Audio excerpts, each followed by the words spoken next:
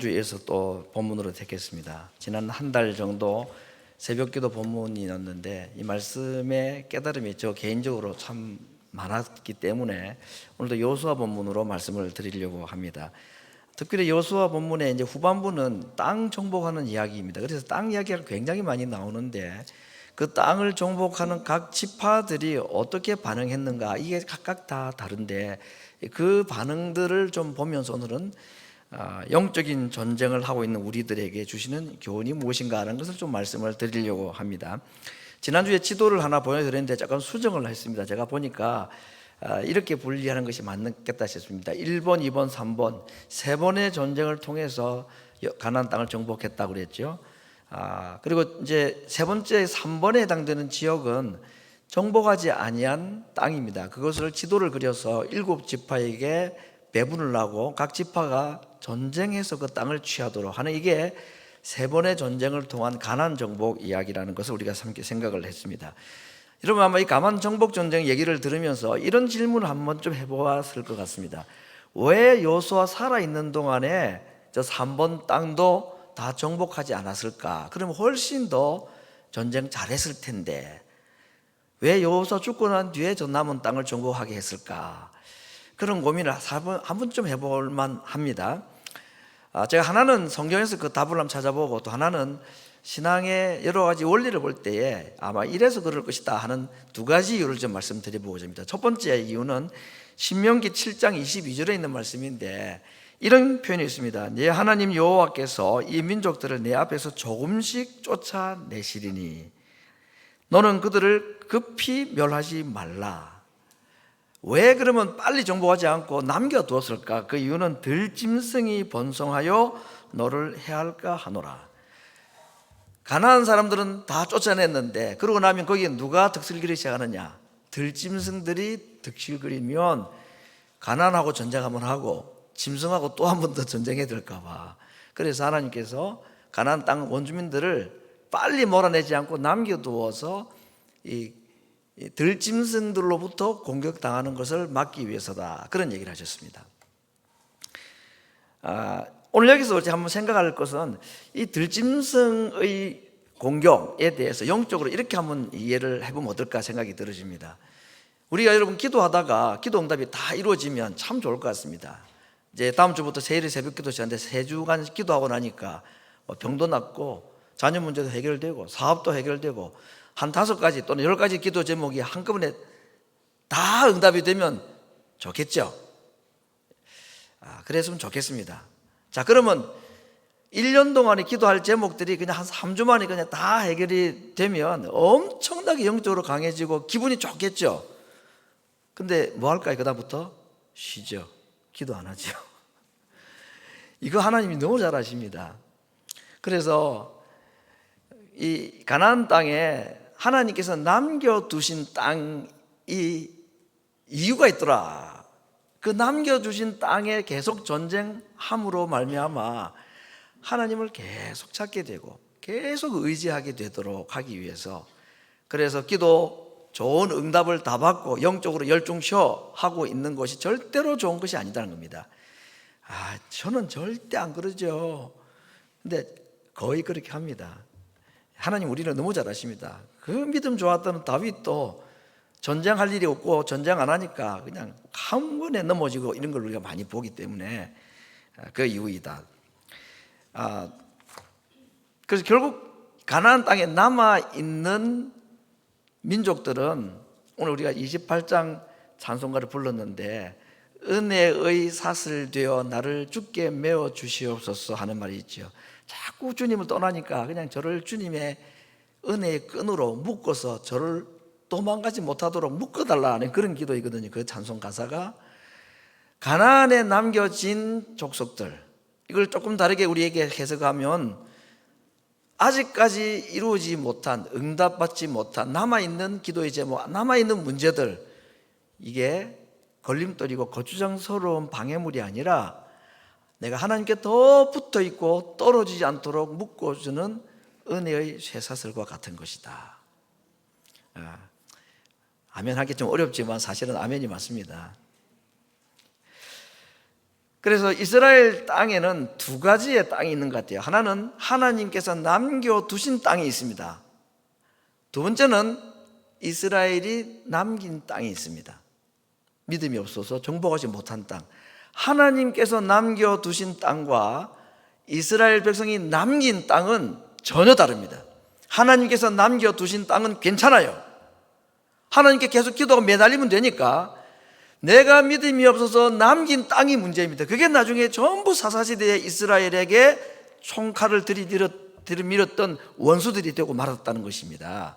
그래서 남겨진 땅은 괜찮지만 절대로 남기는 땅은 안 된다는 교훈도 한번 좀 말씀을 통해서 깨달아 볼 수 있겠습니다. 이제 가나안의 정복 전쟁에 나섰던 사람 개인이나 또는 한 가문이나 또는 지파들의 이야기를 몇몇 소개를 하겠습니다. 다 아는 이야기이기 때문에 제가 딱 조합을 하면 퍼즐이 딱 맞춰주면서 이게 이런 얘기구나 하고 깨달아질 것 같습니다. 첫째, 갈렙, 너무나 잘 아는 사람이죠. 이방인 출신이라고 그랬습니다. 그니스 사람. 그날에 내게 말씀하신 이 산지를 내게 주소서라는 유명한 말을 한 사람입니다. 그런데 그가 이 헤브론 산지 3m 거인이 있는 강한 성이 있는 그 산지를 내게 달라고 한 이유가 그날에 내게 주신 말씀, 그날에 하신 약속대로 달라는 그런 얘기입니다. 이건 언제냐면 45년 전 모세가 있을 때였는데, 모세를 통해서 하나님께서 12명의 정탐꾼들에게 하신 약속이 무엇입니까? 발로 밟으면 너희 거다 그랬습니다. 그런데 여호수아와 갈렙을 제외한 나머지 10사람은 발로 다 밟았는데 우리 것 될 것 같지가 않습니다. 다 포기 선언을 했을 때에 여호수아와 갈렙 사람은 아니 발로 밟으면 우리 땅이라고 했는데 발로 밟았는데 왜 안 가냐, 가자 그랬는데 다 안 올라갔죠. 그래서 40년 고생하다가 지금 다시 돌아오게 된 겁니다. 이 갈렙이라는 사람은 여호수아와 함께 살아남은 유이한 출애굽 1세대 아닙니까? 그렇죠? 믿음의 영웅입니다. 얼마나 사람들 존경도 받고 도전도 주고, 그 중에 한 명은 이제 지도자가 되었습니다. 그런데 갈렙은 끝까지 사실은 2인자로 남아 있었습니다. 그가 여호수아를 시기했다든지 그에게 좀 다른 라이벌 감정을 가졌다든지 그런 기록 없고, 여호수아를 이어서 그는 끝까지 2인자로 남으면서 기득권을 찾아서 내가 그동안 믿음을 지키고 여기까지 왔는데 좋은 땅 찾아야 된다 그런 말도 하지 않았습니다.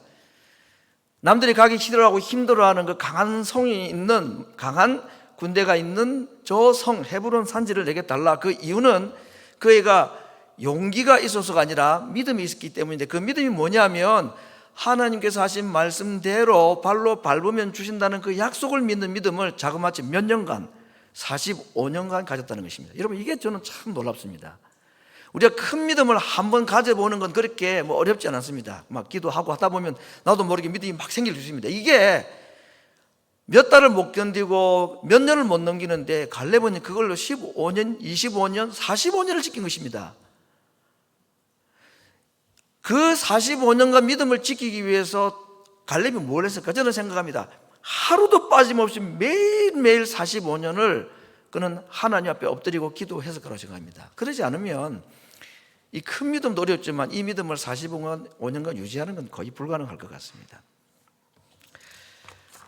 이제 또 한 사람은 므낫세 지파와 에브라임 지파라는 두 지파인데 요셉의 두 아들이죠. 요셉은 야곱의 11번째 아들입니다. 애굽의 총리가 되어서 자기 민족들을 다 먹여 살리고 결국 가나안에 있는 자기 백성들을 다, 가족들을 데려와서 이스라엘이라는 큰 민족을 이제 이루게 되는 그런 일의 주인공이죠. 그가 믿음을 지켰다는 걸 우리가 잘 알고, 그런데 이제 하나님께서 가나안의 12지파를 이제 나누어서 땅을 차지하게 하는데, 요셉 대신에 그의 두 아들인 므낫세와 에브라임을 그 삼촌들, 작은 아버지들하고 똑같이 나란히 어깨를 견주게 하는 지파의 대표자들로 둘을 세웁니다. 이게 사실은 이제 장자의 기능을 하고 있다, 이런 의미가 있겠고, 장자인 므낫세는 요단강 동편에도 땅을 하나 차지하고 요단 서편에도 이 두 영지를 차지한 지파입니다. 그래서 므낫세 반지파는 이유가 두 곳을 나눠받았기 때문입니다. 그리고 좀 에브라임도 그 가나안 땅의 중앙부에 굉장히 비옥한 땅, 다른 지역에 비해서는 비옥하다고 알려져 있는 그 땅을 물려받게 됩니다. 제가 볼 때 이 므낫세와 에브라임 두 사람은 순전히 이건 아버지 요셉 덕 본 사람들이다 생각이 들어집니다. 뭐 하나님의 뜻일 수도 있지만 요셉을 하나님께서 복 주시고 그의 믿음에 하나님의 인정을 해주시는 것으로 두 아들에게, 더군다나 첫째 아들에게는 두 형제, 사실은 그러고 보면 세 형제를 받는 요셉의 이 복이 그렇게 이루어져 있는데, 참 감사하게도 우리가 성경에 이 야곱이 죽기 전에 자기 12아들을 축복하는 이야기가 나오는데, 그 49장에 보면 야곱이 요셉에게 주는 축복 이야기가 이렇게 되어 있습니다. 요셉은 무성한 가지 곧 샘 곁에 무성한 가지라. 그 가지가 담을 넘었도다. 근데 정말 담을 넘어서 이렇게 풍성한 이 자녀들의 복을 하나님께서 주시는 것을 보게 됩니다. 요셉 때문에 그 자손들이 복을 받았는가, 아니면 하나님께서 뭐 복을 주셨는가? 저는 첫째 의미가 많다고 생각하거든요. 그러지 않은 경우도 있지만, 의인의 자식이 걸식하는 것, 밥 빌어 먹는 거 본 적 없다고 시편 기자가 얘기했듯이, 부모의 신앙이 자식에게 적지 않게 영향을 준다고 저는 생각합니다. 부모 덕에 공짜로 잘 사는 그런 바래서도 안 되지만, 하나님께서 하나님 말씀을 잘 지키는 자에게 천대까지 은혜를 베푸신다고 하신 거 보면, 므낫세와 에브라임이 많은 땅과 좋은 영지를 차지하게 된 데는 거의 아버지 요셉의 영향이다.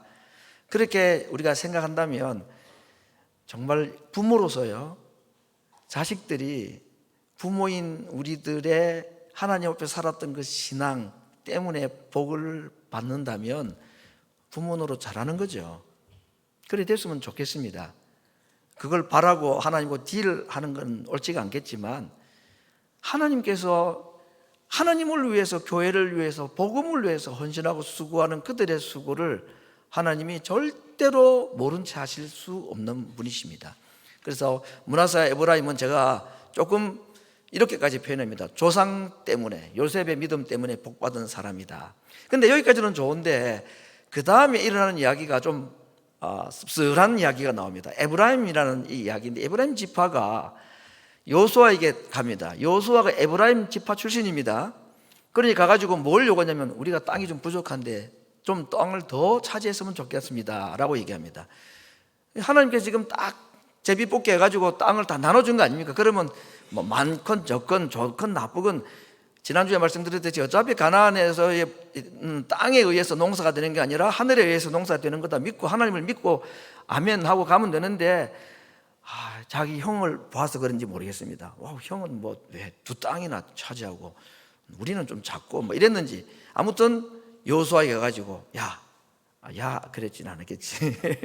우리 같은 지파인데 혹시 땅이 좀 부족한 것 같은데, 그러니까 요수아가 같은 지파라고 아니 뭐 팔이 안으로 굽고 이렇게 안 했습니다. 단호하게 말하죠. 부족하면 저 산지를 개척해서 너희 써라. 그렇게 하니까 거기는 지금 철병거가 있고 강한 군대가 있는데 또 뭐 거기 가야 되냐고. 그러니까 요수아가 무슨 소리냐, 갈렙도 그랬고 다 그랬는데 하나님께서 허락하신 땅은 무조건 믿음으로 나가서 발로 밟으면 땅이 되는 것이지 왜 날로 공짜로 먹으려고 하냐. 그래서 아예 그 제안을 거절을 하게 됩니다. 에브라임 지파가 요수아에게 가가지고 땅 좀 더 달라고 하는 얘기를 들었던 다른 지파들은 마음이 어떠했을까요?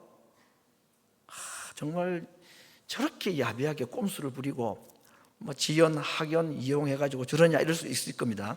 마치 예수님에게 야고보와 요한이 어머니 보내가지고 주의 나라에 임할 때 하나는 오른편에 하나는 왼편에 앉게 해주십시오 라고 부탁했던 거하고 비슷하잖아요. 그때 10 제자들이 막 화가 났다고 그랬습니다. 그랬죠.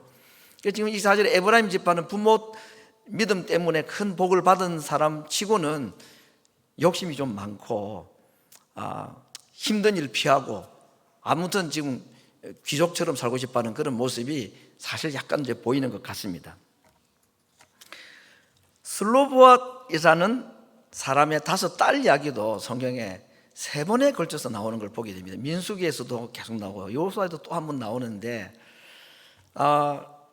슬로보앗이라는 사람의 딸 5명이 형제가 없어서, 남자 아들이 없어서 이들은 땅을 물려받지 못하게 된 것을 모세에게 가지고 하소연을 한 겁니다.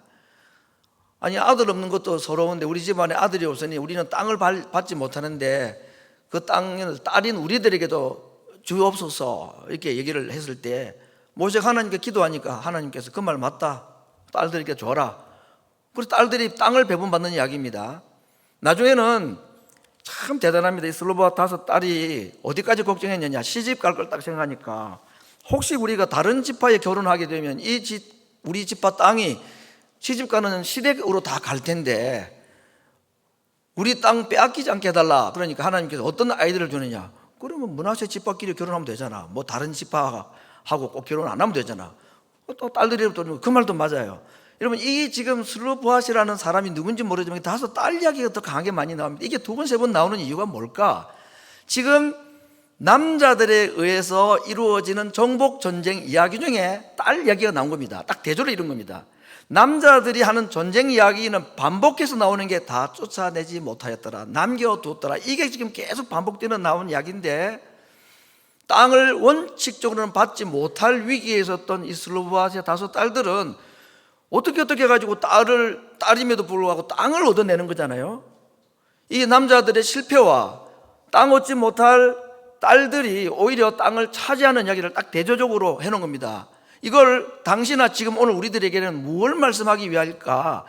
지금 슬로보앗의 5딸이 땅을 차지하는 이야기는 뭐 부동산 투자를 잘해야 된다든지, 아무튼 좀 욕심을 내야지 내 것이 되지, 그냥 포기하고 있으면 안 된다든지, 재산 증식 어떻게 해야 돼, 이 얘기하는 게 아니죠. 가나안 정복 전쟁은 다 영적인 이야기입니다. 이게 땅 얘기지만 결국은 하나님께서 우리에게 주시고자 하는 영적인 복이라는 게 있고 영적인 세계가 있는데 그걸 차지해야 되는 것입니다. 특별히 구약 성경에 가장 많이 강조되는 단어 중에 하나가 기업이라는 단어가 많이 나옵니다. 땅이라는 말은 다 말하면 기업이라는 뜻이고 분깃이라는 말입니다. 이 기업과 분깃이라는 말은 하나님께서 주신 것, 이런 뜻이 있습니다.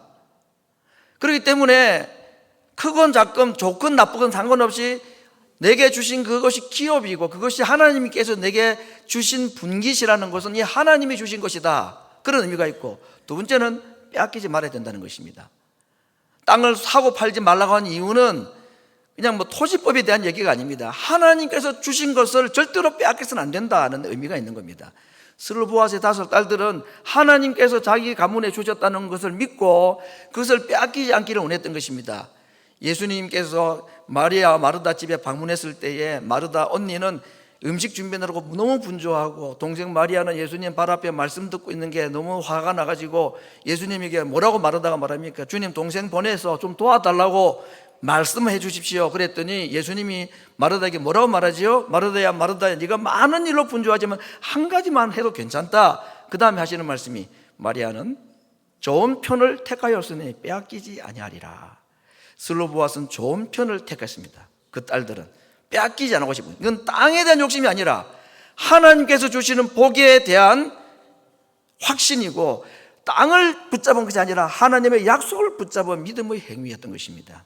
그래서 그의 모습을 이 땅 분배 이야기 한가운데 또 설명하고 또 집어넣는 겁니다.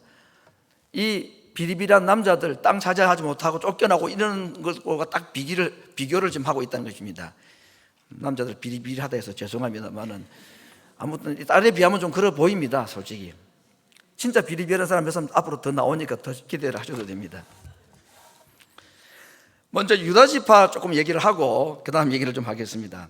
유다 지파가 땅을 차지했는데, 우리 앞에 여러분 지도 보셨습니다만은 굉장히 넓은 땅을 차지했습니다. 물론 뭐 사막도 많고 이렇게 합니다만은, 근데 유다 지파는 인구조사를 했을 때 2번째 인구조사 때요, 12지파 중에서 제일 많은 그 인구를 가지고 있었습니다. 그러니까 땅이 많이 필요했던 건 사실이죠.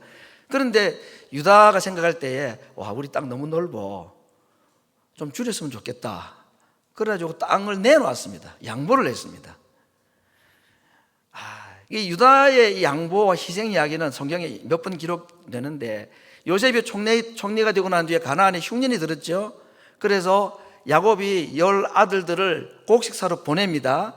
가서 요셉이 자기 형들이 온 걸 보고는 꼼수로 그들을 좀 시험하고 테스트하기 위해서 당신들 스파이지, 그러니까 그게 아니라고 가족 얘기를 상세하게 합니다. 그래서 한 명이 있었는데 한 명은 죽고요, 막내 아들이 있는데 그건 아버지가 절대로 못 보냈어요. 우리 10명만 왔습니다. 그러니까 그 막내 안 데려오면 너희들 다 간첩으로 몰아붙이겠다고 하니까 그러니까 그 한 명만 남고 가서 데려오라 그러잖아요. 그때 이 유다가 아버지에게 올라가 가지고는 말합니다. 아버지, 베냐민이 안 데려가면 이제는 굶어 죽는 겁니다. 절대 양식 못 삽니다. 나를 담보로 해서 나를 종으로 삼더라도 동생 보내달라고 할 때도 유다가 자기 희생을 강조했습니다. 돌아가는 혹시 주머니에다가 요셉이 일부러 은잔을 넣어가지고 범인을 찾아내가지고 감옥에 넣으려고 막 그런 일이 있었잖아요. 그때도 유다가 나섰습니다. 억울한 사정을 막 설명해서 뭐라고 우리가 설명하겠습니까? 하나님이 하신 일을 우리가 뭐라고 그러겠습니까? 그러면서 우리 부모님들이 아버지가 이 베냐민 없으면 정말 죽을 겁니다. 그래 나를 붙잡아 놓고 다 올려 보내달라고 그런 얘기야. 이 유다는 그런 좀 타고난 양보성을 가지고 있었던 사람이었습니다. 그래서 그랬는지 땅이 너무 넓다고 땅을 내놓았습니다. 근데 문제는 그 땅을 누가 가져가느냐. 오늘 두 사람의 좀 참 비리비리한 남자로 소개하려고 하는데, 첫 번째 시몬이라는 사람입니다. 시몬 지파는 자기에게 주어질 땅이 있는데 그걸 포기를 했습니다. 그리고는 유다 지파가 내놓은 20개 성읍, 우리 저기 살래요, 거기 들어갑니다. 그래서 여러분 이 가나안 땅의 땅 분배하는 지도를 보면 유다 지파가 제일 남쪽입니다. 밑에 있는 거기 보면 시몬이라는 게 게런 노른자처럼 그 안에 딱 들어가 있습니다. 사실은 땅 주인이 유다인데 그 안에 시몬이 살짝 들어가 있습니다. 그래서 이들은 결국은 땅을 차지하지 못한 사람들입니다. 이 시몬 얘기 조금 더 역사로 거슬러 올라가면, 야곱이 이제 돌아왔을 때, 형과 화해하고 돌아왔을 때에 자기 딸이 이제 세겜에게 사실 강간을 당하는 일이 있잖아요. 그래서 화가 나가지고 할례 행하면 우리 동생 죽였다 해가지고 할례 했을 때에 레위와 시몬 두 사람이 칼 차고 가지고 세겜 남자를 다 찔러 죽인 사건이 있습니다. 이제 그 일로 인해서 야곱이 나중에 죽을 때에 약간의 저주를 이제 하는 얘기가 나오는데, 그 뭐라고 되어 있느냐면 그 노여움이 혹독하니 저주를 받을 것이다 라고 레위와 시몬에 그렇게 말합니다. 너희 두 족속은 야곱 중에서 나누어지고 흩어지게 될 거다 라고 얘기했습니다. 야, 놀랍죠? 실제로 시몬은 땅이 없이 유다에 속해버렸습니다. 그 나중에는 시몬이라는 이름도 지파도 이름도 안 나와요. 도부살이 하다가 이제 없어진 족속 비슷하게 되어버렸습니다. 레위도 나중에는 이제 다 흩어지잖아요, 결국은요. 근데 레위는 나중에 사실은 뭐 회개하고 하나님 편에 서고 하는 그런 이야기들이 나와서 그랬는지, 레위는 흩어지지만 땅은 없지만 어떻게 제사장 역할을 하고 레위 지파 역할을 하게 되는 이런 이야기들이 나옵니다. 뭐 이 얘기를 그냥 이 정도 하겠고, 결국 시몬은 나중에 보면 모세가 죽기 전에 또 12지파를 축복하는 얘기가 신명기 33장에 나오는데, 거기 보면 시몬은 축복 이야기는 아예 나오지도 않습니다. 막 이런 걸 보면 정말 슬로보아스의 5딸과는 다르게 시몬은 전쟁하기 싫어하고 그냥 편안하게 있다가 인생 그냥 그렇게 지내려고 했던 사람. 그래서 결국은 땅 한 병 제대로 차지하지도 못하고 나중에는 있는지 없는지 소리 소문도 없이 그냥 사라져버린 족속. 이게 지금 시몬 이야기인 것입니다. 오늘 살펴볼 이제 마지막 주자는 단 지파입니다. 참 말도 많고 탈도 많은 단 지파. 처음에 그들이 분배받은 땅을 사실을 차지를 못했습니다. 원래 이 단 지파가 어디에 소속되어 있었냐면, 앞으로 지도를 잠시 보셔서 기억하시면 좋겠습니다만은, 유다 지파가 있고 그 위에는 베냐민 지파가 있고 그 위에는 므낫세와 에브라임이라는 요셉 지파가 있죠. 그리고 보면 여러분 왼쪽에 보이십니까? 지중해 옆에 보면 초록색, 연한 초록색으로 있는 단이라고 되어 있는데, 저기가 원래가 단이 들어가야 될 땅입니다. 제비뽑기에서 저기를 할당을 받았는데 전쟁을 안 했다는 것입니다. 사사기 1장에 보면 이 땅을 배분받은 단 지파가 어떤 일을 했는가라는 것이 이렇게 설명이 되어 있습니다. 아모리 사람이 단 자손을 산지로 쫓아들이고 골짜기에서 내려오지 못하도록 용납하지 아니하고 결심을 하고 헤레스산 아얄론 살빔에 거하였다. 누가? 아모리 사람이. 저기에 단이 들어가야 되는데 들어가려면 뭘 해야죠? 전쟁을 해야 합니다. 하려고 보니까 아모리 사람, 그 당시에 가나안의 가장 강력한 군대 중에 하나였던 이 아모리 사람들이 딱 진을 치고 있고, 그러니까 아모리 사람들이 가, 오지마. 그러니까 안 갔다며. 가려다가 못 가고, 나중에 어디 갔냐 보니까 사사기 보면 레셈이라는 그 북쪽 지역, 저 북쪽 지역에 가가지고 거기 몰아내고 거기에 단이라고 나중에 이름을 붙이고 거기에 살고 있습니다.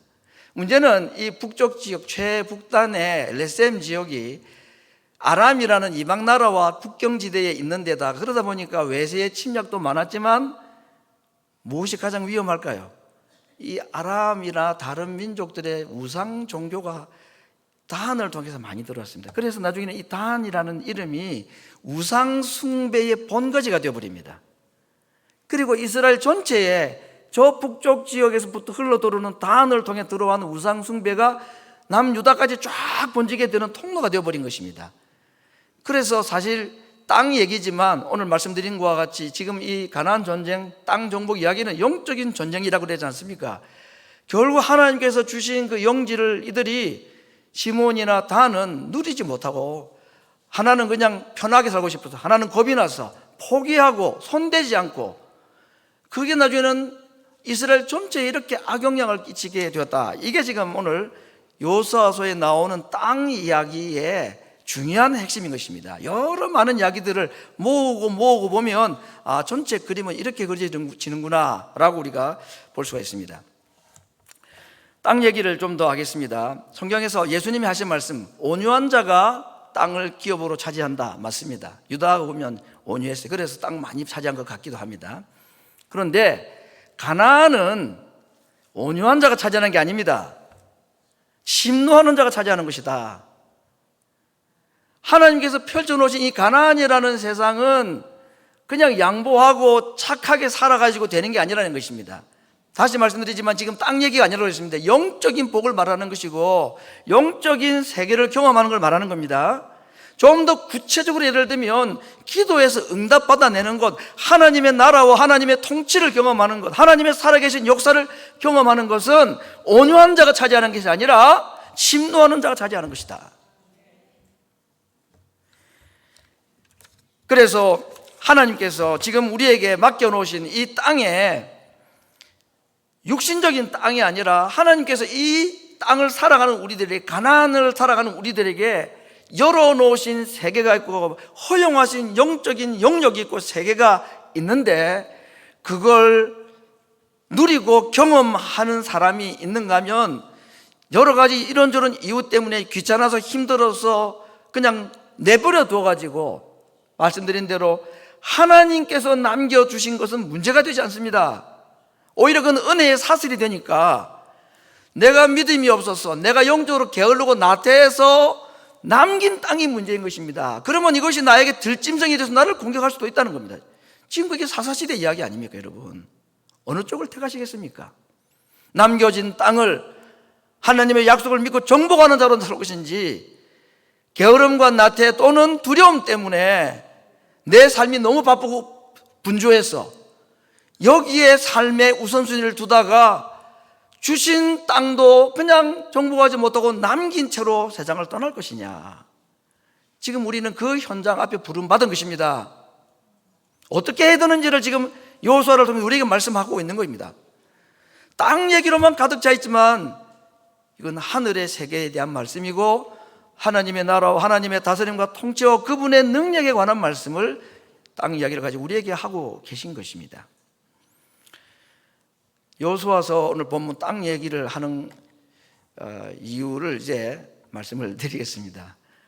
한 주 지나면 우리가 세일의 새벽기도를 합니다. 우리 교회 세일의 새벽기도는 봄, 가을 두 번 하는데 참 저도 그렇고 온 교회가 뭐 몸으로 참여하시는 분이나 온라인 참석하시는 못하시는 분이나 사실은 엄청나게 좀 열정을 쏟아붓고는 합니다.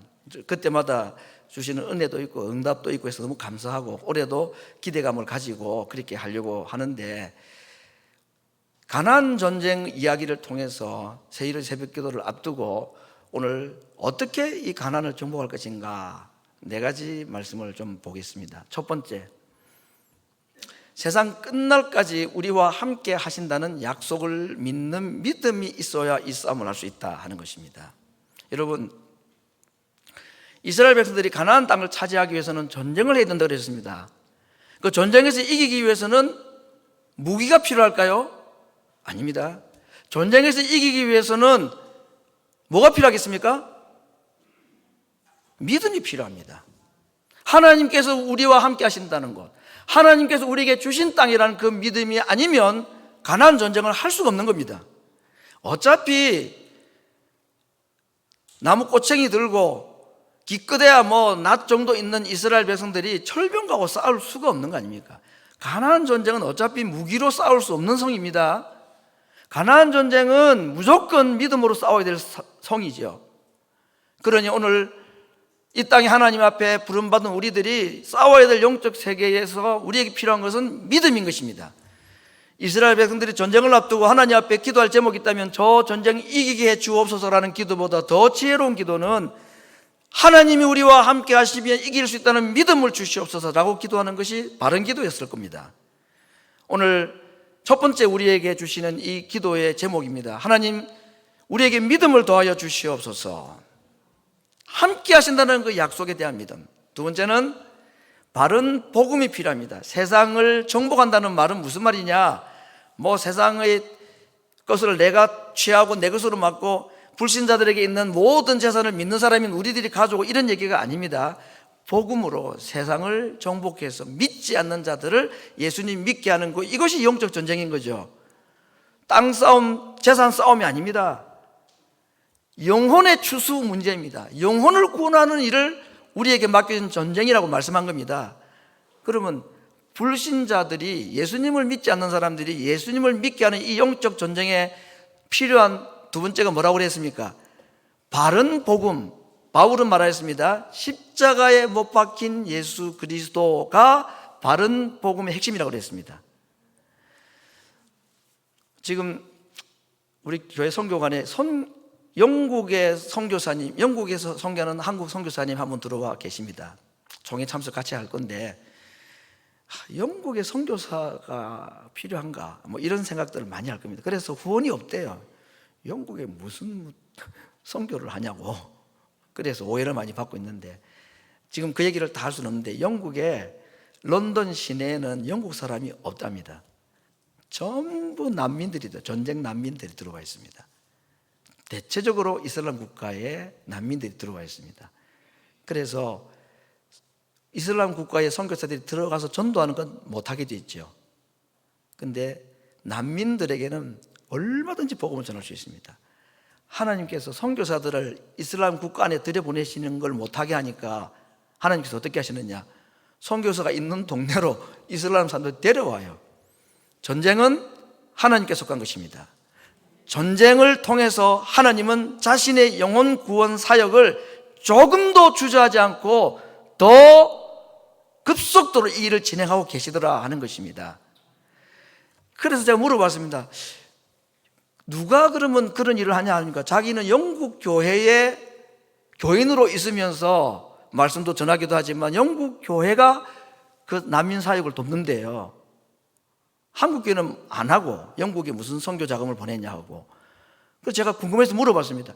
영국 우리가 알기로는 다 교회가 술집으로 팔려 나가고 그런다는데 영국 교회가 아직도 있습니까? 그랬더니 대부분은 지금 그렇게 문을 닫고 없어지는데 살아남은 교회들이 있다는 거예요, 영국 교회에. 근데 그 살아남은 교회가 어떤 교회냐? 이야기입니다. 바른 복음을 전하는 교회만 살아남더라는 겁니다. 구제하고 그냥 난민 도와주자 이렇게 하는 교회들은요 다 약해집니다. 예수님의 십자가와 부활 얘기를 하는 교회만 지금 살아남았대요. 세상을 정복하는 것은 영적 전쟁, 가나안 전쟁은 돈으로 하는 것도 아니고 무기로 하는 거 아닙니다. 무엇으로 하는 것입니까? 바른 복음으로 하는 것입니다. 바른 복음은 예수님의 십자가와 죽음과 부활 이야기입니다. 이것 가지고 불신자들을 하나님 백성으로 삼는, 이게 우리가 해야 될 영적 전쟁이다. 세 번째, 우리가 믿지 않는 자들을 하나님 백성으로 불러들이는 이 영적인 영토를 확장해 나가는데 우리에게 뭐가 필요한가? 사랑이다. 이건 너무너무 자주 강조했기 때문에 다시 말씀드리지 않아도 될 것 같습니다. 요한일서 4장 12절 13절 너무나 유명한 말씀이죠. 하나님을 본 사람은 지금까지 없지만 그러나 우리가 서로 사랑하면 하나님이 우리 가운데 계시다는 것을 우리도 알고 세상도 알게 될 것이다. 복음의 핵심이 뭡니까? 사랑이죠. 하나님이 세상을 이처럼 사랑했어. 그 예수님 이야기입니다. 사랑이 복음의 핵심이고 십자가의 핵심이 사랑 이야기인데, 그걸 불신자들에게 전하는 사람에게 무엇이 필요할까요? 사랑이 필요한 거죠. 메시지 내용은 사랑인데 메신저가 사랑이 없다. 되겠습니까? 효과 없죠. 그들은 우리가 전하는 성경 구절을 가지고 감동 안 받습니다. 정말 하나님이 사랑이라는 사실을 성경을 가지고 그들이 알기 어렵다는 것입니다. 안 믿는 불신자들이 하나님이 사랑이라는 것을 어떻게 알 수 있고 어떻게 그 사랑 앞에 굴복하게 되겠습니까? 우리가 사랑을 하는 것을 보여줄 때입니다.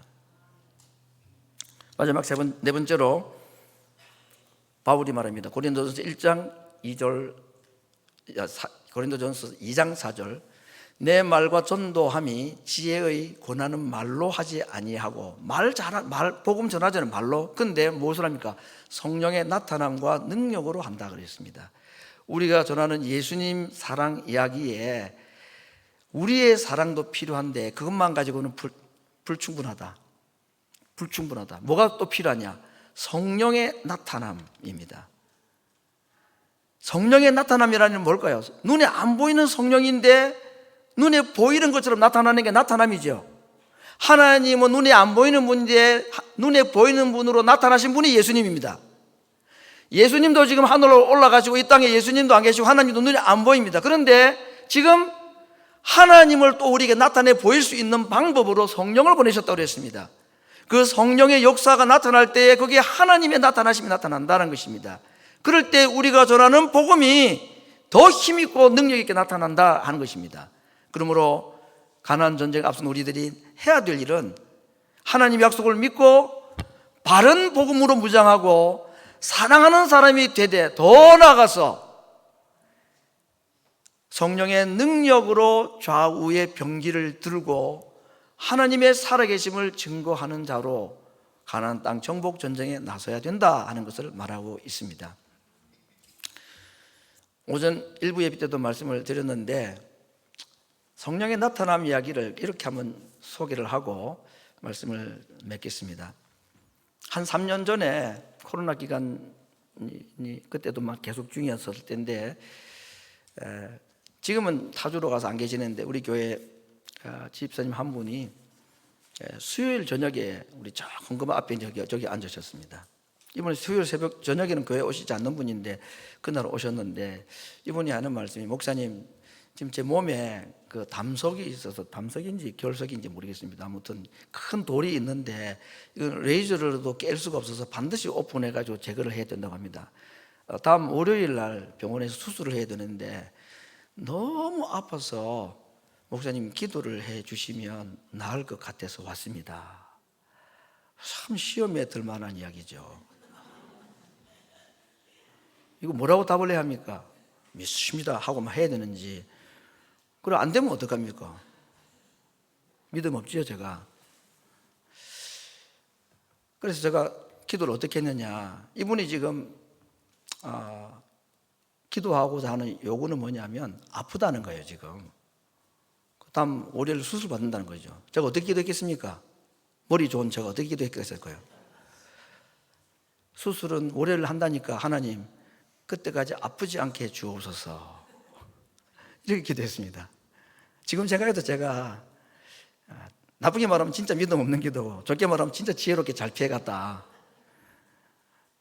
기도했습니다. 아무튼 근데 이분의 얼굴이 너무 밝고 확신이 있는 거라. 낫겠다는 뭐 확신을 가지고 있더라고, 그 얼굴에. 그리고는 금요일 아침인가 제가 친구를 공항에 태워주고 오는데 카톡으로 사진이 한 장 왔습니다. 근데 운전 중에 이제 열어볼 수는 없잖아요. 열어보는 사람도 있지만 그 위험합니다. 그러시면 안 되고. 근데 제 집사람이 옆에 앉아가지고 그걸 열어봤어요. 제가 뭐 이제 오는 길은 아니까 이거 보라고 사진이 하나 왔다는 거예요.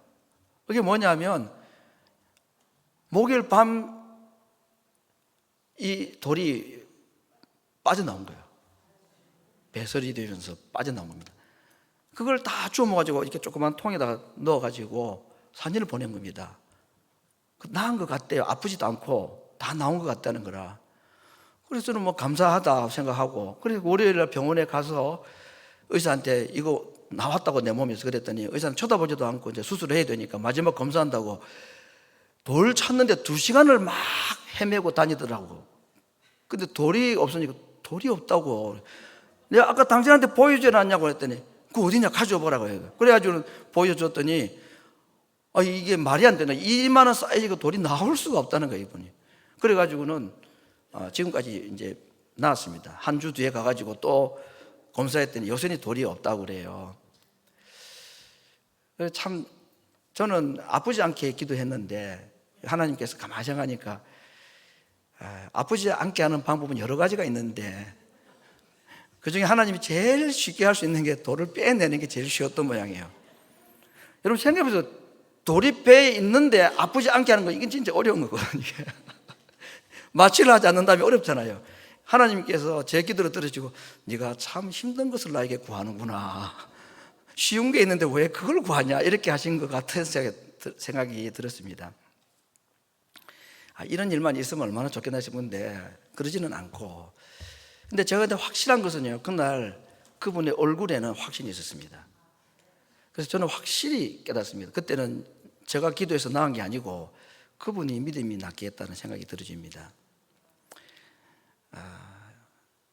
예배 끝나면 또 저한테 오실 분이 계실지 모르겠는데 오늘 저녁에 또 하고 내일 또 갈 때가 있긴 합니다. 저는 가나안 땅 정복을 제가 해야 될 산지 중에 하나가 저는 그라고 생각합니다. 제가 병 낫는 기술자가 되고 싶은 마음은 없지만 원하는 게 있습니다. 지금보다는 정말 하나님 앞에 한 단계 더 나아가기를 원한다는 게 있습니다. 최근에 제 마음에 1년 전에 제 마음에 들었던, 2년 전이군요. 벌써 2년 전에 제 마음에 들었던 간절한 기도 제목 중 하나가 뭐냐면 하나님 하루에 3시간 기도하겠습니다, 그랬습니다. 그래서 하다가 줄어들었다가 왔다 갔다 하고 그렇게 합니다. 잠도 못 자고.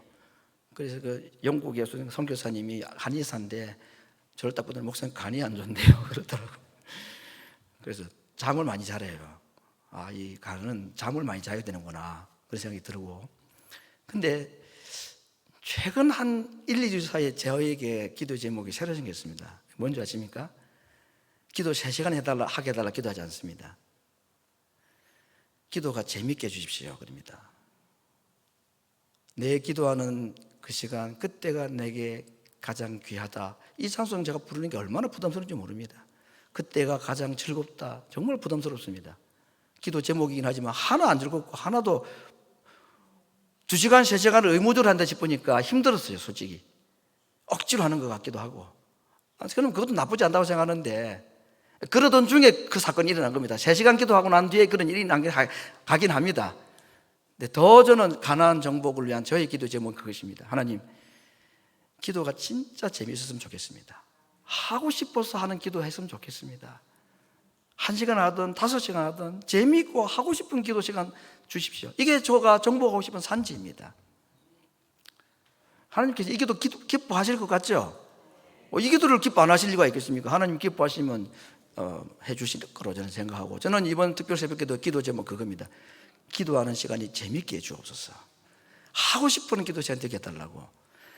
여러분, 가나안에 들어온 거 환영합니다. 이제부터 우리가 싸워야 될 싸움이 있습니다. 하나님의 약속 믿고 바른 복음 가지고 내가 그 복음에 합당한 사랑의 삶을 살면서, 그리고 성령의 나타나심에 대한 약속을 믿고 기도함으로 이번 특별 새벽기도 기간 중에도 이곳저곳에서 하나님의 살아계심과 성령의 나타나심의 소식들이 들려서 25년 가을을 하나님께 영광을 드리고 하나님께 정말로 살아있는 정복의 가난의 정복의 간증들이 온 교회 안에 가득 차는 그런 은혜가 온 교회 여러분의 개인의 삶에 충만하기를 말씀으로 축원합니다. 이 시간에 기도하겠습니다.